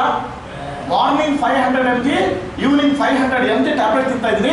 ನಿಮ್ಗೆ 7 ದಿನ 8 ದಿನದೊಳಗಡೆ ಚೇಂಜಸ್ ಹೆಂಗಾಯ್ತು ಕೇಳಿದ್ರು. ನಾನು ತುಂಬಾ ಸಿಂಪಲ್, ಏನಿಲ್ಲಮ್ಮ, ಆಟೋಮೆಟಿಕ್ ಆಗಿ ನೀವು ಬ್ಲಡ್ ಸರ್ಕ್ಯುಲೇಷನ್ ಜಾಸ್ತಿ ಮಾಡಿ ಶುರು ಮಾಡಿದ್ರೆ ಆ ಕಾಲಲ್ಲಿ ಅದು ಸರಿಯಾದ ಸರ್ಕ್ಯುಲೇಷನ್ ಸಿಸ್ಟಮ್ ಅನ್ನುವಂಥದ್ದು ಯಾವಾಗ ಪ್ಯಾಂಕ್ರಿಯಾಸ್ಗೆ ನಾರ್ಮಲ್ ಆಗಿ ಶುರು ಆಗುತ್ತೆ ಆವಾಗ ಒಳಗಡೆ ಕೆಪಾಸಿಟಿ ಇದೆ, ಪ್ರೊಡಕ್ಟಿವಿಟಿ ರೀಸ್ಟಾರ್ಟ್ ಆಯ್ತು ಅಷ್ಟೇ. ಪ್ರೊಡಕ್ಟಿವಿಟಿ ಯಾವಾಗ ರೀಸ್ಟಾರ್ಟ್ ಆಗುತ್ತೆ ಅವಾಗ ಆಟೋಮೆಟಿಕ್ ಆಗಿ ಒಳಗಡೆ ಕಂಟ್ರೋಲ್, ಹೊರಗಡೆ ಅಂದ್ರೆ ಟ್ಯಾಬ್ಲೆಟ್ ಹಾಕುವಂತ ಅವಶ್ಯಕತೆ ಇಲ್ಲ. ಆ ರೀತಿಯಾಗಿ ನಮ್ಮ ದೇಹದಲ್ಲಿ ಬ್ಲಡ್ ಸರ್ಕ್ಯುಲೇಷನ್ ಅನ್ನುವಂಥದ್ದು ಕೆಲಸ ಮಾಡುತ್ತೆ. ಅರ್ಥ ಆಗಿದೆ? ಇದು ರಕ್ತ ಸಂಚಾರಕ್ಕೆ ಸಂಬಂಧಪಟ್ಟಂತ ವಿಚಾರಗಳು. ಇದು ಒಂದು. ಮತ್ತೊಂದು ಏನಾಗುತ್ತದೆ ನೋಡಿ, ಏನೇ ತಿನ್ಲಿ ಏನೇ ಕುಡಿಲಿ ಅದರಲ್ಲಿರ್ತಕ್ಕಂಥ ಕೆಮಿಕಲ್ ಕಂಟೆಂಟ್ಸ್ಗಳು ಎಂಡಲ್ಲಿ ಮಿಸ್ ಆಗಿರುವಂಥದ್ದು ರಕ್ತ ಜೊತೆನೆ, ಬೇರೆ ಜೊತೆ ಇರೋಕ್ಕಾಗಲ್ಲ. ಅದಕ್ಕೋಸ್ಕರ ದೇವರು ಇಲ್ಲಿ 2 ಹಂಗೆ ಇಟ್ಬಿಟ್ಟಿದ್ದಾರೆ. ಏನದು? ಕಿಡ್ನಿ ಏನ್ ಕೆಲಸ ಮಾಡುತ್ತೆ? ಬ್ಲಡ್ ಅನ್ನ ಪ್ಯೂರಿಫೈ ಮಾಡಿ ಅದರಲ್ಲಿರುವಂತಹ ಟಾಕ್ಸಿನ್ಸ್ಗಳನ್ನ ಯೂರಿನ್ ಮತ್ತೆ ಮೋಷನ್ ಅಲ್ಲಿ ಹೊರಗಡೆ ಕಳಿಸುವಂತ ಕೆಲಸ ನಮ್ಮ ಕಿಡ್ನಿ ಮಾಡ್ತಾ ಇರುತ್ತೆ. ಒಂದು ದಿನಕ್ಕೆ ಎಷ್ಟು ಲೀಟರ್ ಬ್ಲಡ್ ಅನ್ನ ಪ್ಯೂರಿಫೈ ಮಾಡೋದು ಗೊತ್ತಾ? ಕಿಡ್ನಿ ಎಷ್ಟು ಲೀಟರ್ ಬ್ಲಡ್ ಅನ್ನು ಪ್ಯೂರಿಫೈ ಮಾಡುತ್ತೆ ಗೊತ್ತಾ? ಒಂದು ದಿನಕ್ಕೆ 200 ಲೀಟರ್ ಬ್ಲಡ್ ಅನ್ನು ಮಾಡುತ್ತೆ. 200 ಲೀಟರ್ ಬಾಡಿಯಲ್ಲಿಲ್ಲ, ಬಾಡಿಯಲ್ಲಿರೋದು ಇದೆ 4 ಇದೆ. ಆದ್ರೆ 200 ಹೆಂಗಂದ್ರೆ ಪದೇ ಪದೇ ಕಲುಷಿತಗೊಂಡಂತ ಬ್ಲಡ್ ಅನ್ನ ರಿವರ್ಸ್ ಆಗಿ ಪ್ಯೂರಿಫೈ ಮಾಡಿ ಒಂದು ದಿನಕ್ಕೆ ಸರಾಸರಿ 200 ಲೀಟರ್ ಆಗುವಷ್ಟು ಬ್ಲಡ್ ಅನ್ನು ಪ್ಯೂರಿಫೈ ಮಾಡುವಂತ ಕೆಪಾಸಿಟಿ ನಮ್ಮ ಕಿಡ್ನಿಯಲ್ಲಿದೆ. ಪ್ರಾಬ್ಲಮ್ ಏನಾಗುತ್ತಂದ್ರೆ ಸರಿಯಾಗಿ ರಕ್ತ ಸಂಚಾರನ ಆಗಿಲ್ಲ ಅಂದ್ರೆ ರಕ್ತದಲ್ಲಿರುವಂತಹ ಟಾಕ್ಸಿನ್ಸ್ಗಳು ಹೊರಗಡೆ ಹೋಗಲ್ಲ, ಬಾಡಿಯಲ್ಲಿ ಸ್ಟೋರ್ ಆಗುತ್ತೆ. ಯಾವಾಗ ಜಾಸ್ತಿ ಸ್ಟಾಕ್ ಆಗುತ್ತೆ ಆವಾಗ ಡಾಕ್ಟರ್ ಹೇಳ್ತಾರೆ ನಿಮಗೆ ಸ್ವಲ್ಪ ಇಮ್ಯುನಿಟಿ ಕಡಿಮೆ ಇದೆ ಅಂತ ಹೇಳ್ತಾರೆ. ಕೇಳಿದ್ರ? ಇಮ್ಯುನಿಟಿ ಕಡಿಮೆ ಇದೆ, ರೋಗ ನಿರೋಧಕ ಶಕ್ತಿ ಕಡಿಮೆ. ಯಾಕೆ? ಬ್ಲಡ್ ಅಲ್ಲಿ ಇರ್ತಕ್ಕಂಥ ಟಾಕ್ಸಿನ್ಸ್ ಗಳ ಸಂಖ್ಯೆ ಜಾಸ್ತಿ ಆದಾಗ ಬಾಡಿಯಲ್ಲಿ ಇಮ್ಯುನಿಟಿ ಅನ್ನುವಂಥದ್ದು ಕಡಿಮೆ ಆಗಲಿ ಶುರುವಾಗುತ್ತೆ. ಅರ್ಥ ಆಗಿದೆ? ಅದ್ರ ಜೊತೆಗೆ ನಿಮ್ಗೆ ಎಲ್ಲರಿಗೂ ಗೊತ್ತಿರ್ಬೋದು, ಇಮ್ಯುನಿಟಿ ಕಡಿಮೆ ಆಗೋದಕ್ಕೆ ನಾನು ಒಂದು ಎಕ್ಸಾಂಪಲ್ ಕೊಡ್ತೇನೆ ನೋಡಿ, ತುಂಬಾ ಸಿಂಪಲ್ ಆಗಿ. ಈಗ ಹಾರ್ಟ್ ಅಟ್ಯಾಕ್ ಸಂಖ್ಯೆ ಎಷ್ಟು ಪ್ರಮಾಣದಲ್ಲಿ ಜಾಸ್ತಿ ಆಗಿದೆ ಅಂತ ಹೇಳಿದ್ರೆ ಊಹೆ ಮಾಡಲಿಕ್ಕೆ ಸಾಧ್ಯ ಇಲ್ಲ, ಅಷ್ಟು ಪ್ರಮಾಣದಲ್ಲಿ. ಮತ್ತೊಂದು ಸೀರಿಯಸ್ ವಿಚಾರ ಏನಂತ ಹೇಳಿದ್ರೆ ಈ ಭಾಗದಲ್ಲಿ ಒಂದು ಬ್ಲಾಕೇಜ್ ಆಗ್ಬೇಕಿದ್ರೆ 7 ವರ್ಷ ಟೈಮ್ ತಗೊಳುತ್ತೆ. ಎಷ್ಟು? 7 ವರ್ಷ ಟೈಮ್ ಇದೆ. ಆದ್ರೆ ಬ್ಲಾಕೇಜ್ ರೆಡಿ ಆಗ್ತದೆ ಅನ್ನುವಂಥ ವಿಚಾರ ಮಾತ್ರ ಗೊತ್ತಾಗಲ್ಲ. ಯಾವಾಗ ಗೊತ್ತಾಗುತ್ತೆ ಗೊತ್ತಾ? ಯಾವಾಗ ಪೇನ್ ಸ್ಟಾರ್ಟ್ ಆಗುತ್ತೆ ಅವಾಗೇ ಗೊತ್ತಾಗುವಂಥದ್ದು. ಅರ್ಥ ಆಗ್ತಿದೆಯಾ? ಅದಕ್ಕೋಸ್ಕರ ನಿಮ್ಗೆ ಒಂದು ಟೆಕ್ನಿಕ್ ಇದೆ, ತುಂಬಾ ಸಣ್ಣ ಟೆಕ್ನಿಕ್. ಇದನ್ನ ಮಾಡುವುದರಿಂದ ಬಾಡಿಯಲ್ಲಿರುವಂಥ ಟಾಕ್ಸಿನ್ಸ್ ಗಳನ್ನ ಹೊರಗಡೆ ಹಾಕಲಿಕ್ಕೆ ನಿಮಗೆ ಸಹಾಯ ಆಗುತ್ತೆ. ಯಾಕಂತ ಹೇಳಿದ್ರೆ ಇಂಡಿಯನ್ ಮೆಡಿಕಲ್ ಅಸೋಸಿಯೇಷನ್ ಅವರು ಒಂದು 2019ರಲ್ಲಿ ಒಂದು ಸರ್ವೆ ಮಾಡ್ತಾರೆ, ಕ್ಯಾನ್ಸರ್ ಮತ್ತೆ ಈ ಹಾರ್ಟ್ ಅಟ್ಯಾಕ್ಗೆ ಮೂಲ ಕಾರಣ ಏನಿರ್ಬೋದು ಅಂತ. ಅದರಲ್ಲಿ ಏನ್ ಮೆನ್ಷನ್ ಮಾಡಿದ್ರೆ ಮನುಷ್ಯ ಕೆಮಿಕಲ್ ಯುಕ್ತ ಆಹಾರ ಪದಾರ್ಥಗಳನ್ನ ತಿಂತಾ ಇದ್ದಾನೆ ಸರಿ, ಆದ್ರೆ ತಿನ್ನುವಂತ ಆಹಾರ ಪದಾರ್ಥಗಳಲ್ಲಿರುವಂತಹ ವೇಸ್ಟ್ ಮೆಟೀರಿಯಲ್ಗಳನ್ನ ಅದೇ ದಿನ ಹೊರಗಡೆ ಕಳಿಸ್ಲಿಕ್ಕೆ ಇಮ್ಯುನಿಟಿ ಪವರ್ ಸಾಕಾಗಿದೆ. ಪ್ರತಿಯೊಬ್ಬ ಮನುಷ್ಯ 6 ರಿಂದ 7 ದಿನದ ಓಲ್ಡ್ ಸ್ಟಾಕ್ ಅನ್ನ ಹಿಡ್ಕೊಂಡು ತಿಂತಾ ಇದ್ದಾನಂತೆ. ಯಾರ್ಯಾರ ಬಗ್ಗೆ ಥಿಂಕ್ ಮಾಡ್ಬೇಡಿ, ನಾವೇ ಅಂದ್ರೆ ತಿಂದಿರ್ತಕ್ಕಂಥ ಫುಡ್ ಅಲ್ಲಿರುವಂತಹ ಬ್ಯಾಡ್ ಮೆಟೀರಿಯಲ್ಸ್ ಗಳನ್ನ ಅದೇ ದಿನ ಹೊರಗಡೆ ಕಳಿಸ್ಲಿಕ್ಕೆ ಇಮ್ಯುನಿಟಿ ಪವರ್ ಸಾಕಾಗಿದೆ. ಪ್ರತಿಯೊಬ್ಬ ಮನುಷ್ಯ 6 ರಿಂದ 7 ದಿನದ ಓಲ್ಡ್ ಸ್ಟಾಕ್ ಹಿಡ್ಕೊಂತಿರ್ತಾ ಇದ್ದಾರೆ. ಆ ಒಂದು ಓಲ್ಡ್ ಸ್ಟಾಕ್ಗಳೇ ಕ್ಯಾನ್ಸರ್ ಕಾರಕ ಅಂಶಗಳನ್ನ ಹಾಗೂ ಬ್ಲಾಕೇಜ್ ಗಳನ್ನ ನಮ್ಮ ಬ್ಲಡ್ ಅಲ್ಲಿ ಜಾಸ್ತಿ ಮಾಡ್ಲಿಕ್ಕೆ ಮೂಲ ಕಾರಣ. ಇರುವಂತಹ ಕಲುಷಿತವಾದಂತಹ ಅಂಶಗಳಿಗೆ ಕೆಲ ಮೂಲ ಕಾರಣ ಅನ್ನುವಂಥದ್ದು ರಿಪೋರ್ಟ್ ಅಲ್ಲಿ ಮೆನ್ಷನ್ ಮಾಡಿದ್ದಾರೆ. ನೀವು ಯಾರು ಟೆನ್ಷನ್ ತಗೊಳ್ಳೋದು ಬೇಡ. ಒಂದು ಸಿಂಪಲ್ ಟೆಕ್ನಿಕ್ ಹೇಳ್ತೀನಿ, ಇದನ್ನ 4 ತಿಂಗಳು ಮಾಡದೇ ಹೋಗಿ ಅಂತ ಹೇಳಿದ್ರೆ ದೇಹದಲ್ಲಿರುವಂತಹ ಎಲ್ಲ ಟಾಕ್ಸಿನ್ಸ್ ಗಳನ್ನ ಹೊರಗಡೆ ಹಾಕ್ಲಿಕ್ಕೆ ಟೆಕ್ನಿಕ್ ನಿಮಗೆ ಸಹಾಯ ಮಾಡುತ್ತೆ. ಏನ್ ಮಾಡ್ಬೇಕಂದ್ರೆ ಡೈಲಿ ಬೆಳಗ್ಗೆ ಎದ್ದು ತಿಂಡಿ ತಿನ್ನುವುದರ ಒಳಗಡೆ 1 ಲೀಟರ್ ಬಿಸಿನೀರನ್ನ ಕುಡಿಬೇಕು. ಎಷ್ಟು? 1 ಲೀಟರ್. ಯಾರೆಲ್ಲ ಬೆಳಗ್ಗೆ ಎದ್ದು ಬಿಸಿನೀರು ಕುಡಿತಾ ಇದ್ದೀರಿ ಕೈ ಎತ್ತಿ ಅಂತೇಳಿ ನಾನು ಹೇಳಲ್ಲ, ಯಾಕಂದ್ರೆ ಹೇಳಲ್ಲ, ಎಲ್ಲ ಕೈ ಎತ್ತಿರೋ ನನಗೆ ಗೊತ್ತು. ನಾವೆಲ್ಲ ಬಿಸಿನೀರು ಹೇಗೆ ಕುಡಿತೀವಿ? ಬಿಸಿಯಾದಂತ ನೀರನ್ನ ಲೋಟದಲ್ಲಿ ಇಟ್ಕೊಂಡು ಸಿಂಪ ಬೈ ಸಿಂಪ ಟೀ ಕುಡ್ದಂಗೆ ಕುಡಿತೀವಿ ಸರಿನಾ? ನಾಳೆಯಿಂದ ಸ್ವಲ್ಪ ಟೆಕ್ನಿಕ್ ಚೇಂಜ್ ಮಾಡಿ. ಏನು? ನೀರನ್ನ ಎಷ್ಟೇ ಬಿಸಿ ಮಾಡಿ ತೊಂದರೆ ಇಲ್ಲ, ಆದ್ರೆ ಬೆಳಗಿನ ಜಾವದಲ್ಲಿ ಕುಡಿಬೇಕಾದ್ರೆ ಆ ನೀರು ಉಗುರು ಬೆಚ್ಚಗಿರ್ಬೇಕು. ಉಗುರು ಬೆಚ್ಚಗಿರೋ ನೀರನ್ನ ಬೆಳಿಗ್ಗೆ ಹೆಂಗೆ ಕುಡಿಯೋದು ಗೊತ್ತಾ? ಗ್ಲಾಸ್ ಅನ್ನು ಕೈಯಲ್ಲಿ ಇಟ್ಕೊಂಡು ಗಡ ಕುಡಿದು ಗ್ಲಾಸನ್ನ ಕೆಳಗಡೆ ಇಟ್ಟು ಹೊಟ್ಟೆ ಈ ರೀತಿ ಮುಟ್ಟಿ ನೋಡಿದ್ರೆ ನೀರಲ್ಲಿರುವಂತಹ ಹಿಟ್ಟು ಹೊಟ್ಟೆಯಲ್ಲಿ ಫೀಲ್ ಆಗ್ತದೆ. ಅರ್ಥ ಆಯ್ತಾ? ಈಗ ಹೇಳಿದೆ ಅಂತೇಳಿ ನಾಳೆ ಮನೆಗೆ ಹೋಗಿ ಬೆಳಗಿನ ಜಾವ ಬೇಗ ಎದ್ದು 1 ಲೀಟರ್ ಬಿಸಿನೀರು ರೆಡಿ ಮಾಡಿ ಗಟ ಕುಡಿದು 8 ಗಂಟೆಗೆ ನಮ್ಮ ಇವ್ರಿಗೆ ಕಾಲ್. ಎಂತ ಐಡಿಯಾ ಕೊಟ್ಟವರು ನಿನ್ನೆ ಬಂದವರೊಬ್ರು ನಾವು ಹೇಳಿದ್ರು ಹಂಗೆ ಬೆಳಿಗ್ಗೆ ಎದ್ದು ನಾನು 1 ಲೀಟರ್ ಬಿಸಿನೀರು ಕುಡಿದೆ, ಎಷ್ಟು ಸ್ಪೀಡ್ ಆಗಿ ಕುಡ್ದಿದ್ದೀನೋ ಅಷ್ಟೇ ಸ್ಪೀಡ್ ಆಗಿ ಹೊರಗಡೆ ಬಂತು ಅಂತೇಳಿ ಮಾತ್ರ ಹೇಳಕ್ ಹೋಗ್ಬಿಡಿ. ಯಾಕೆ? ಒಂದೇ ಸರಿ ನಿಮ್ಮ ಬಾಡಿಗೆ ಪ್ರೆಷರ್ ಕೊಟ್ರೆ ನಮ್ಮ ಬಾಡಿ ಅದನ್ನ ತಡ್ಕೊಳ್ಳಿಕ್ಕೆ ರೆಡಿ ಇಲ್ಲ, ರಿಯಾಕ್ಟ್ ಮಾಡುತ್ತೆ. ಅದಕ್ಕೋಸ್ಕರ ಏನ್ ಮಾಡಿ, ಬೆಳಿಗ್ಗೆ ಎದ್ದು ಕೂಡ 1 ಗ್ಲಾಸ್. ನಿಮ್ಮ ಮನೆಯಲ್ಲಿ ಇರುವಂತ ನೀರು ಕುಡಿಯುವಂತ ಲೋಟ 300 ರಿಂದ 350 ml ಇರುತ್ತೆ ಸರಿನಾ? ಅದರಲ್ಲಿ ಬೆಳಿಗ್ಗೆ ಎದ್ದು ಕೂಡ 1 ಗ್ಲಾಸ್. ಅರ್ಧ ಗಂಟೆ ಟೈಮ್ ಬಿಡಬೇಕು. ಯಾಕೆ? ಒಳಗಡೆ ಹೋದಂತ ನೀರು ಡೈಲ್ಯೂಟ್ ಆಗಲಿಕ್ಕೆ 30 ಮಿನಿಟ್ಸ್ ಬೇಕು. 30 ಮಿನಿಟ್ಸ್ ಬಿಟ್ಟು ಮತ್ತೊಂದು ಗ್ಲಾಸ್, ಅರ್ಧ ಗಂಟೆ ಬಿಟ್ಟು ಮತ್ತೊಂದು ಗ್ಲಾಸ್ ಕುಡಿದ್ರು ಏನು ಆಗಲ್ಲ. 2 ಆಯ್ತಾ? 3ನೇ ಗ್ಲಾಸ್ ಯಾವಾಗ ಅಂತ ಹೇಳಿದ್ರೆ ತಿಂಡಿ ತಿನ್ನೋದಕ್ಕಿಂತ ಒಂದು 10 ರಿಂದ 15 ನಿಮಿಷ ಬಿಟ್ಟು ಮತ್ತೊಂದು ಗ್ಲಾಸ್. 3 ಗ್ಲಾಸ್ ಎಲ್ಲಾದ್ರೂ ಸ್ಟಾರ್ಟಿಂಗ್ ಅಲ್ಲಿ ಸ್ವಲ್ಪ ಕಷ್ಟ ಆಗುತ್ತೆ, ಒಂದು 15 ದಿನ ಬಿಟ್ಟು ಆಮೇಲೆ ಅಭ್ಯಾಸ ಆಗ್ಬಿಡುತ್ತೆ. ಆಯ್ತಾ? 1 ಲೀಟರ್ ನೀರು ಯಾರು ಯಾವಾಗ ಶುರು ಮಾಡ್ತಿರೋ ಅವತ್ತಿಂದ ಏನು ಚೇಂಜಸ್ ಆಗತ್ತೆ ಅಂದ್ರೆ, ಡೈಲಿ ಬೆಳಿಗ್ಗೆ ಎದ್ದು 1 ಸಾರಿ ವಾಶ್ರೂಮ್ಗೆ ಹೋಗ್ತೀವ, ಎಷ್ಟೋ ವರ್ಷದಿಂದ ಹೋಗಿ ಬರ್ತಾ ಇದೀವ. ಯಾವತ್ತು ನೀವು 1 ಲೀಟರ್ ಬಿಸಿನೀರು ಶುರು ಮಾಡ್ತೀರೋ ಅವತ್ತಿಂದ 1 ಸಾರಿ ಹೋಗುವಂತ ಜಾಗದಲ್ಲಿ 10 ಗಂಟೆ ಒಳಗಡೆ ಮಿನಿಮಮ್ 2 ರಿಂದ 3 ಸರಿ ಹೋಗ್ಬೇಕಾಗುತ್ತೆ. ಇಬ್ರು ತಲೆ ಮೇಲೆ ಹಿಂಗೆ ಕೈ ಇಟ್ಕೊಂಡು 1 ಸರಿ ಹೋಗೋದೇ ಕಷ್ಟ, ಇದು 3 ಸರಿ ಯಾರು ಹೋಗ್ತಾರೆ ಮೀನಿಂಗ್ ಅನ್ಸುತ್ತೆ. ಟೆನ್ಷನ್ ತಗೋಬೇಡಿ, ನೀವು ಕೂತ್ಕೊಳ್ಳಿ, ಅದೇ ಕಲಿಸುತ್ತೆ. ಯಾಕೆ? ಹೊಟ್ಟೆ ಒಳಗಡೆ ಪ್ರೆಷರ್ ಇಲ್ಲ, ನೀರಾಗಿ ಆಲ್ಟರ್ನೇಟ್ ಪ್ರೆಷರ್ನ ನಾವೇ ರೆಡಿ ಮಾಡಿದ್ವಿ. ಅದು ಏನ್ ಮಾಡುತ್ತೆ? ಎಲ್ಲ ಓಲ್ಡ್ ಸ್ಟಾಕ್ಗಳನ್ನ ಹೊರಗಡೆ ಪುಷ್ ಮಾಡ್ಲಿಕ್ಕೆ ಶುರು ಆಗುತ್ತೆ. ಯಾರಿಗಾದ್ರೂ ನಂಬಿಕೆ ಇಲ್ಲ ಅಂತ ಹೇಳಿದ್ರೆ ಹೋಗುವಂತ ಮಲಮೂತ್ರಗಳ ಕಲರ್ನ ಪರೀಕ್ಷಿಸಿ ಡಿಫ್ರೆಂಟ್ ಕಲರ್ ಎಲ್ಲ ಹೋಗುತ್ತೆ, ನಮ್ಗೆ ಗೊತ್ತೇ ಇರಲ್ಲ. ಅರ್ಥ ಆಗ್ತಿದೆಯಲ್ಲ?